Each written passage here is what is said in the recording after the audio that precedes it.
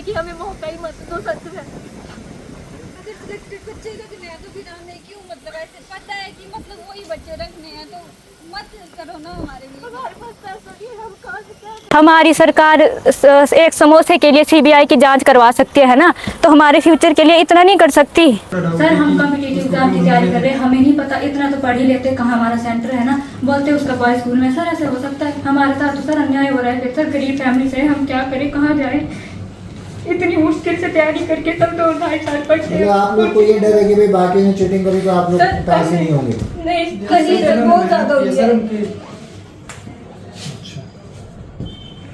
हम चाहते हैं सर बस सीसीटीवी कैमरे चेक होने चाहिए। मतलब देखो ऐसा है सर चेकिंग भी अच्छे से नहीं हुई है, हमारे साथ अभी ना चेकिंग कराए अंदर आ गई थी सर। मतलब मैं खुद जाती तो फोन ले जाके चीटिंग कर सकती थी सर, इतना हुआ है सर। कॉलेज में अंदर आ गई थी और उनको बिठा दिया था। अच्छा। और पूरा मतलब 2 घंटे बातें ही कर रहे। ये हमारे भाई बहन है, हमारे युवा पीढ़ी है जिनका भविष्य खतरे में लग रहा है। भैया मैं ये कहना चाहती हूँ कि मतलब 4 सेंटर थे हिमाचल में, है ना, ठीक है। और 4 डिस्ट्रिक्ट में पेपर हुआ, 18 सेंटर थे। हर एक सेंटर में बच्चे सारे बोल रहे हैं कि चीटिंग हुई है। भाई हमारे सेंटर में खुद हुई है। मैं ये चाहती हूँ कि भाई जिन बच्चों ने चीटिंग करी है उनको ब्लैक लिस्ट किया जाना चाहिए, है ना। कैमरे चेक होने चाहिए भैया, सबसे बड़ी बात तो ये है, ठीक है। ऊपर से हम जब वहाँ पे गए हमारी चेकिंग अच्छे से नहीं हुई है। हम आराम से, मतलब ऐसे था कि फोन अंदर लेके जा सकते थे हम, चेकिंग अच्छे से नहीं हुई है।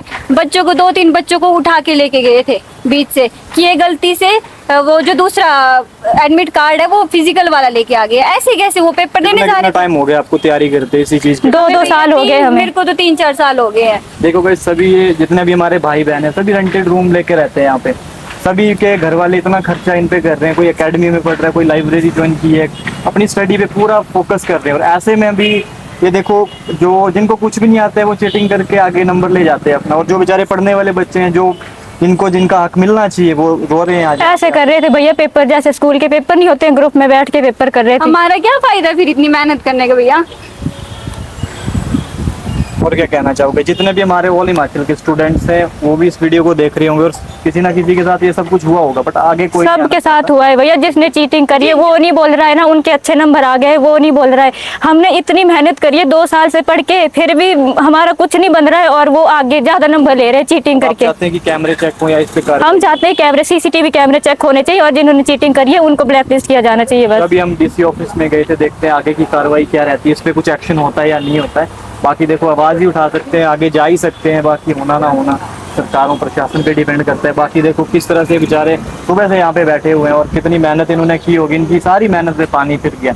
कितने टाइम से ये एक तो एग्जाम नहीं आते, एक तो नोटिफिकेशन निकलती नहीं है, गलती से निकल गई तो वो चीटिंग वाले बस बाजी मार जाते हैं बेचारे। हमारी सरकार एक समोसे के लिए सीबीआई की जांच करवा सकती है ना, तो हमारे फ्यूचर के लिए इतना नहीं कर सकती। हाँ, हमारा ये जो पेपर हुआ उसके लिए सीबीआई की जांच होनी चाहिए, जरूरी है। कोई सिक्योरिटी नहीं थी। देखो गेट पे पूरी चेकिंग हो रही थी कि जिस बंदे का सेंटर जहाँ पे है उसको वहीं पे एंट्री मिल रही थी, लेकिन मेरे रूम में आके मतलब उन्होंने एक ऐसे बच्चे को ढूंढा, खैर नाम तो नहीं मैं लूँगा, लेकिन बच्चे को ढूंढ रहे थे, बोल रहे थे कि इसका जो एडमिट कार्ड है वो कहीं और के लिए इशू हुआ है और वो दूसरे सेंटर पे पहुंच गया है। तो भाई जब गेट पे इतनी सिक्योरिटी थी तो वो बंदा अंदर कैसे पहुंच सकता है? जो इतने बड़े एग्जाम की तैयारी कर रहा है वो कैसे अपना एडमिट कार्ड या कुछ भी है? हाँ जी, इसका एग्जाम है कहाँ? हाँ आपके वही एग्जामिनेशन हॉल में क्या हुआ था?